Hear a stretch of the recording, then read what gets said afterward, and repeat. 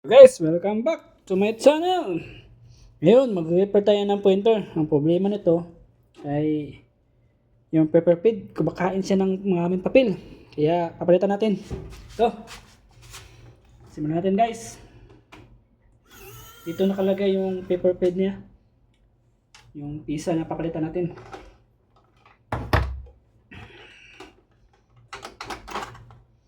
Ito yung lalagayan ng ink. Waste ink. At dito yung paper feed niya guys. Dito nakalagay. Ito yung paper feed niya guys. Nasira na. Pabalik-balik ng tuyok. Yung ikot niya, pabalik-balik na. Hindi gaya ng bago na yung papalit natin, hindi isang tuyok lang, hindi babalik-balik.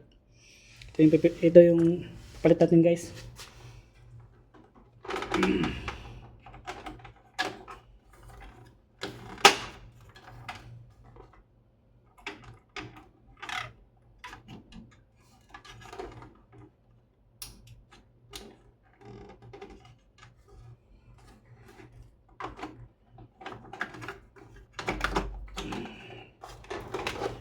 Okay.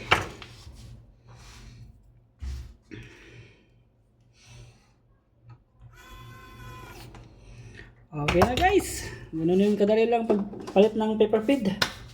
Okay na guys. Thank you for watching.